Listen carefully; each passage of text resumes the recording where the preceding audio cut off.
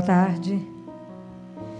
Quem estiver em casa e quiser acompanhar o trechinho da leitura que vamos fazer é Marcos 14, de 22 a 24. Enquanto comiam, ele tomou um pão, abençoou, partiu e lhes deu, dizendo: tomai, isto é o meu corpo. Depois tomou um cálice, rendeu graças, deu a eles, e todos dele beberam, e disse-lhes: isto é o meu sangue, o sangue da aliança, que é derramado em favor de muitos. Se a gente prestar atenção nas palavras de Jesus, essas palavras dele, toda a história de Deus com os homens está resumido nestas palavras. Toda a nossa história pessoal está resumida nessas palavras. E é tão lindo que a gente observa que Jesus, ele escolhe dois símbolos. Ele fala do pão e fala do vinho. Quando ele fala do pão, e quando a gente escolhe o pão, olha para o pão, aquela hóstia branquinha. Aquela hóstia, ela é feita de farinha e de água. A farinha, para poder fazer o pão, ela vem do trigo, dos grãos, que é moído, que é cozido, para poder ser triturado e fazer o pão. Mas eu preciso da água, e sem a água a gente não consegue fazer essa massa. Quando a gente tem a liturgia da igreja diz assim, a gente oferece e fala, é fruto do trabalho do homem, né? É fruto do trabalho do homem, a fadiga do homem, o cansaço do homem, mas também a bênção de Deus. Porque a terra, o trigo, para poder ter o grão, eu preciso da terra. E quem dá fertilidade à terra é Deus. Da mesma forma, quando eu preciso da água para a farinha, e quem dá a água para a gente fazer o pão é Deus. Então, na liturgia, a gente pode estender que é o fruto do trabalho do homem e o dom de Deus, e a bênção de Deus. Mas quando a gente olha para o trigo, para a hóstia, a gente sabe que ali são muitos grãos moídos, triturados. E tem uma palavra, no domingo de Ramos, quando Jesus faz a entrada, que alguns gregos vão atrás de Jesus, dos apóstolos, e falam assim, nós queremos ver Jesus. Isso está em João, capítulo 12, versículo 24, que Jesus diz assim, em verdade vos digo, se o grão de trigo que cai na terra não morrer, permanecerá só. Mas se morrer, produzirá muito fruto. Então, olha que desafio que é para nós. Quando a gente olha para o pão, né, para a Eucaristia, para a hóstia, que a gente sabe que aquilo lá é resultado de vários grãos moídos, e que nós vemos na carta de São Paulo, na carta aos Hebreus, que ele fala que nós formamos um único corpo. Então, na verdade, quando a gente olha para o pão que Deus nos apresenta, a gente vê que aquilo lá é missão nossa. É uma esperança de um dia trabalharmos em unidade, sermos um só corpo. E quando a gente vê que Jesus apresenta o pão tão simples, né? Tão simplesinho, um alimento, a gente vê que é o alimento pobre, né? Aonde Deus primeiro se chegou, né? Primeiro. Então, quando a gente vê tudo isso na Eucaristia, o primeiro símbolo que Deus nos traz, Ele nos traz isso como uma tarefa, como uma missão, né? A nossa tarefa de aprender a viver em comunidade. Outro símbolo que Jesus traz para nós é quando Ele fala do vinho, quando Ele apresenta o cálice e fala que aquilo lá é o sangue da nova aliança. A gente sabe que no Antigo Testamento a primeira aliança tinha sido feita no Sinai. E que ao mesmo tempo que tinha sido feita a aliança, o povo do Antigo Testamento, eles não conseguiram cumprir a aliança e eles fizeram o bezerro de ouro e passaram a adorar o bezerro de ouro, mostrando que eles não conseguiam manter a fidelidade a Deus. Deus não esqueceu disso e ia comunicando aos profetas que Ele faria uma nova e eterna aliança. E essa nova e eterna aliança foi fundada na obediência de Deus, na obediência de Jesus, e ao mesmo tempo no amor desse Deus, né? Desse Filho que se fez homem e se entregou por nós. Então, quando a gente vê a Eucaristia, a gente vê o sangue, o corpo e o sangue de Cristo, Jesus ele se dá para nós no corpo e no sangue. Ele se dá na hóstia, no pão e no vinho. Ele não se divide, ele está inteiro, tanto no pão quanto no sangue. Quando a gente vê a Eucaristia, nos remete à cruz, né? Nos remete ao sofrimento, ao derramamento de sangue dele. Porque na cruz, ao mesmo tempo, Jesus é vítima, é a vítima perfeita, porque ele não tem nenhuma mancha, é o cordeiro puro. E ao mesmo tempo ele é o sacerdote que intercede pela humanidade inteira, né? Então, a hora que a gente vê tudo isso é o símbolo, né? Deus falava com os profetas, o coração desse povo está duro, mas eu vou mandar uma nova aliança, vai ser escrita no coração deles pelo trabalho do Espírito Santo, neles, no coração deles. Isso é tão bonito. Há muitos anos atrás, no século, foi 1903, 1902, Jesus pediu a ajuda de uma mística. Na idade, essa menina tinha 13 anos na época. Quando na Itália, ela abre a janela da casa dela e vê Jesus passar crucificado, ensanguentado, falando que está procurando uma alma que pudesse ajudá-lo. E essa menina, a partir de 13 anos de idade, ela é tomada de uma doença que ela fica na cama durante 60 anos. 60 anos ela vive somente de uma Eucaristia por dia. E ela tinha todas as revelações de Jesus, e ela, segundo os livros escritos, foram as 24 horas da paixão. Ela só escreveu tudo por obediência ao confessor dela, que também virou um santo.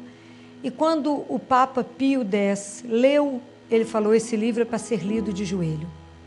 Então eu fiz questão de trazer para vocês o trecho que quando Jesus institui a Eucaristia, logo depois do lava-pés, para que eu não perdesse nenhuma palavra, porque foi ele mesmo que ditou. E isso é muito belo, para que a gente possa guardar isso no nosso coração e pensar sempre diante da Eucaristia. Então, logo depois que Jesus lava os pés dos discípulos, ele assenta na mesa e diz, Pai Santo, graças te sejam dadas a ti, que sempre atendes teu Filho. Pai Santo, participa comigo. Certo dia, tu me mandastes do céu à terra para me encarnar no seio da minha mãe, para vir e salvar os nossos filhos. Agora, permite-me que me encarne em cada hóstia para continuar a sua salvação e ser vida para cada um dos meus filhos. Vês, ó Pai, que restam poucas horas de minha vida. Terei coração para deixar meus filhos órfãos e sozinhos? Muitos são os inimigos, as trevas, as paixões, as fraquezas, a que eles são sujeitos. Quem os ajudará? Por favor, suplico-te que eu permaneça em cada hóstia para ser a vida de cada um, e assim afugentar os inimigos e ser para eles luz, fortaleza e auxílio em tudo. De outra forma, para onde irão? Quem os ajudará? Nossas obras são eternas e meu amor é incomensurável. Não posso, nem quero abandonar os meus filhos. A hora que quando a gente escuta Jesus tendo feito essa oração lá na Santa Ceia, e se colocar, pedir ao Pai a permissão de se encarnar em cada pedaço de pão, para ser para nós o alimento. Porque Ele sabe, Ele conhece a humanidade. Ele sabe que o nosso caminho de volta para casa é cansativo, é cheio de exigências, é cheio de provas. E que se a gente não tiver como alimento, a gente não é capaz de caminhar. São João Maria Vianney falava com os paroquianos, vinde comungar. Apesar de nenhum de nós ser digno de receber o próprio Deus, Ele sabe que nós precisamos desse amor para continuar o caminho. Vocês imaginam que nós temos o direito, nós temos a graça de poder receber Jesus vivo todos os dias. Então, comer este pão, receber este pão, é muito mais do que... Eu não posso ir comungar, simplesmente. Quando eu comungo, eu estou entrando em comunhão com Deus vivo. Eu estou entrando em comunhão com aquele que é o meu Senhor, o meu Criador, o meu Redentor. Aquele que pode me transformar, que da mesma forma como Ele transforma o pão e o vinho, Ele transforma a minha vida. Aquele que poderia simplesmente me julgar, Ele me ama, me transforma. Ele pega a nossa vida e vai assimilando a nossa vida a dele e vai nos transformando nele. É o Senhor que pode transformar toda a nossa caminhada. Então, por isso a Eucaristia é o pão dos fortes. Assim dizia Santo Agostinho, ele é o pão dos fortes. É Ele que nos dá a sustentação para poder caminharmos todos os dias, para poder vencermos todos os desafios da nossa vida. É isso que Jesus falou aqui. A quem eles irão? Quem irá socorrê-los? Quem vai ajudá-los? Se eles ficarem sozinhos, eles são muito fracos, eles vão cair, eles não dão conta. Então é preciso que eu caminhe com eles, que eu seja o sustento deles. Então, por isso, meus queridos irmãos que essa tarde me escuta, é preciso a gente repensar cada vez que a gente vai receber a Eucaristia, de como que a gente precisa se preparar. Porque da mesma forma, quando eu vou receber a Eucaristia, eu estou diante de um Deus vivo, aquele que veio para me alimentar, que veio para me transformar, para me conformar à vida dele. Então, Ele é o único a quem eu adoro. Eu não posso fazer como antigamente, como os discípulos, como o povo conseguiu adorar o bezerro de ouro. Eu preciso, nesse momento, não ter a força para ir contra as idolatrias, seja do mundo anterior, seja de agora. Nós só podemos nos curvar diante de um Deus vivo. Nós que recebemos a Eucaristia não podemos permitir sermos dobrados diante de ninguém, mesmo que o poder desse mundo seja forte, mas só podemos nos curvar diante de um Deus vivo. Então, por isso que só comunga quem adora. Nós temos que ser capazes de adorar o nosso Deus vivo. Então, eu me curvo e adoro o meu Senhor e Redentor. E somente Ele é que pode nos dar a força contra as idolatrias. Então, é preciso que a gente tome consciência, né? De que cada vez que eu recebo a Eucaristia, que eu estou indo ao encontro de um Deus absolutamente vivo. Então, comer este pão, beber deste vinho, é receber o corpo e o sangue daquele que é o único capaz de transformar o nosso caminho. A Eucaristia é o maior presente que Deus pode ter colocado na nossa vida. A Eucaristia é o grande tesouro da igreja. A igreja sem a Eucaristia não daria conta de sobreviver. É o Deus vivo presente no meio de nós.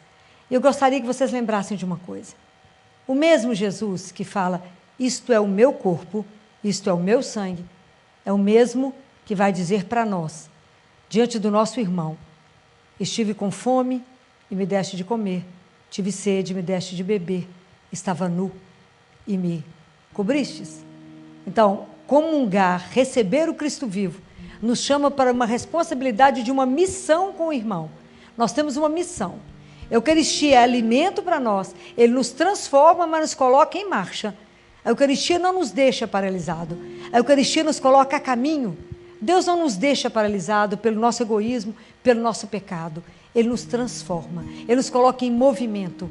Eu não posso receber Jesus só para mim, né? Nossa Senhora, que é a mulher eucarística, como chamou João Paulo II, né?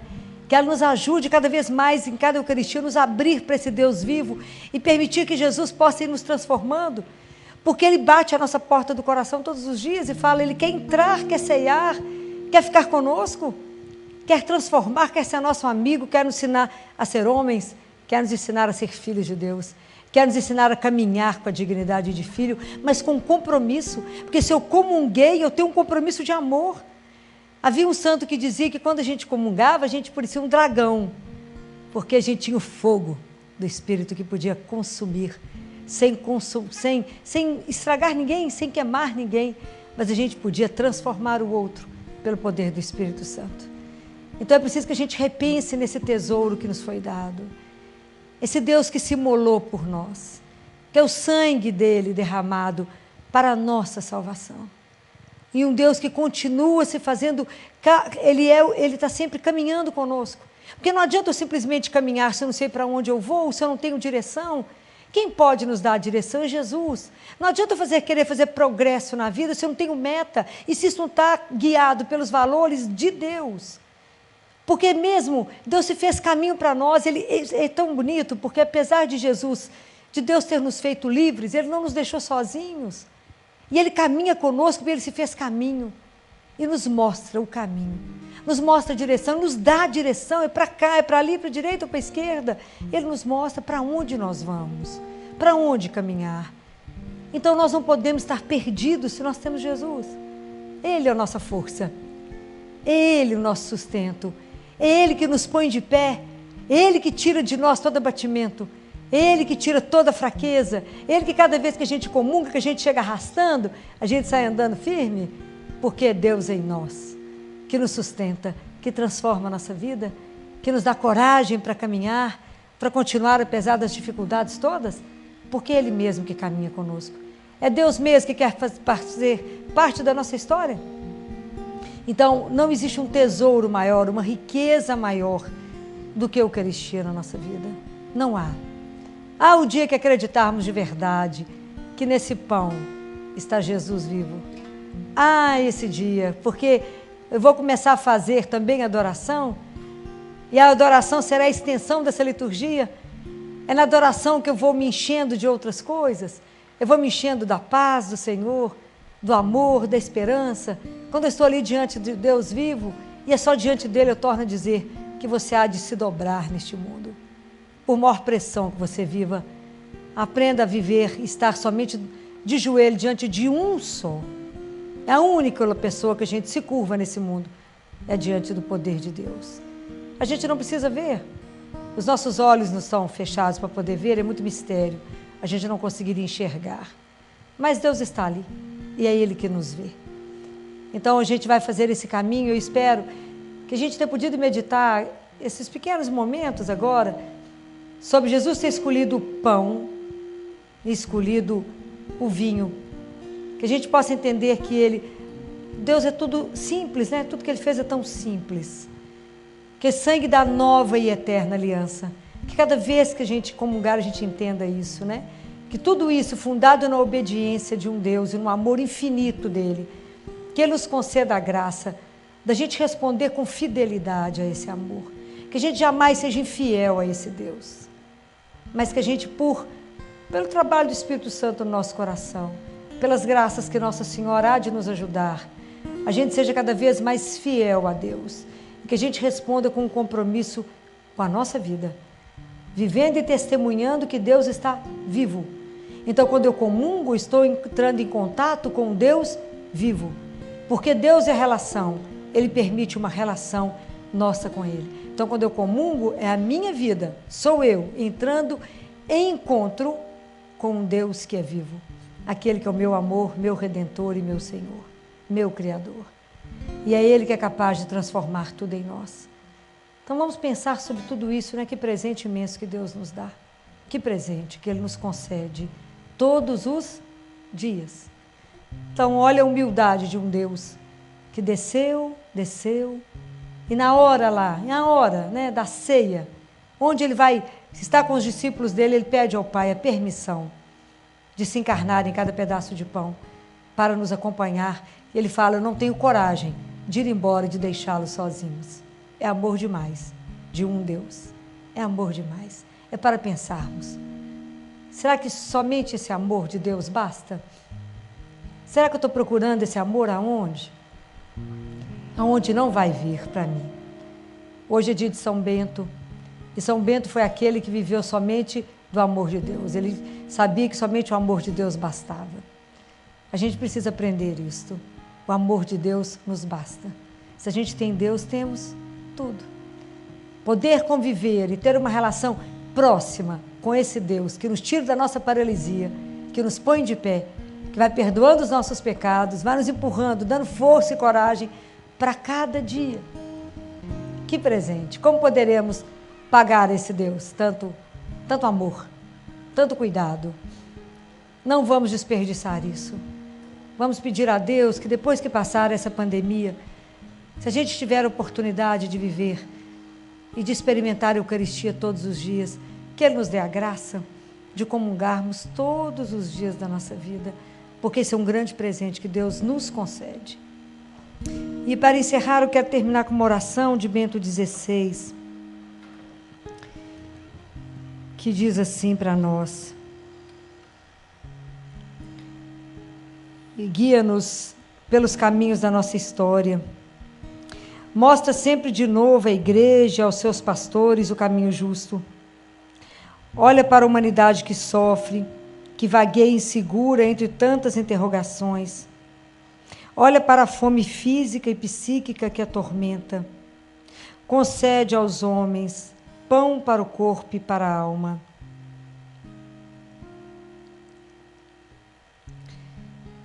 Dá-lhe trabalho, concede-lhe luz. Concede-te a ti mesmo a ela. Purifica e santifica todos nós.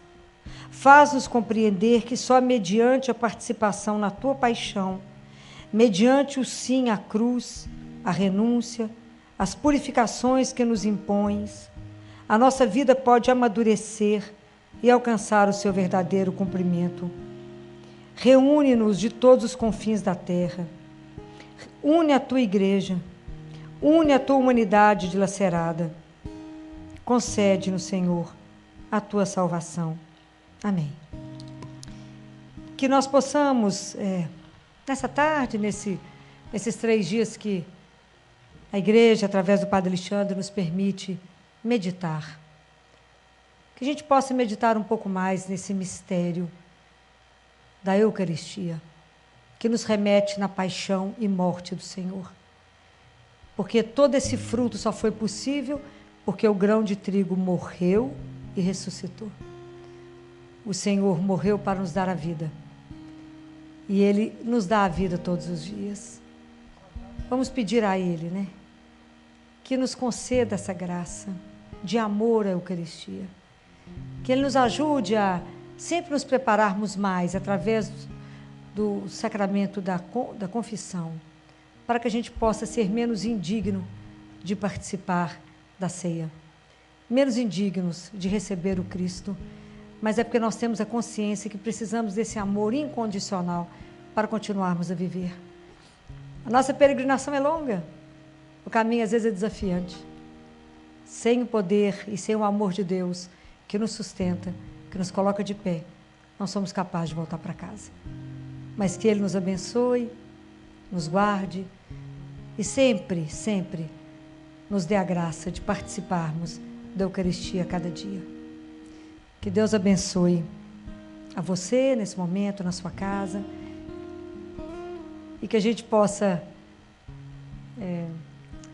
meditar um pouco, pedir perdão a Jesus nesse momento, por todas as vezes que a gente foi receber a Eucaristia de uma forma tão sem pensar no que estávamos fazendo, às vezes entrando na fila sem prestar atenção no que fazíamos. É o próprio Deus que veio ao nosso encontro. Vamos pedir a Ele: Jesus, eu creio, mas vem de encontro à minha miséria, venha de encontro à minha pouca fé, e me ajuda a entender que assim como a Eucaristia é o tesouro da igreja, que ela possa ser o tesouro da nossa vida. Que assim seja. Amém.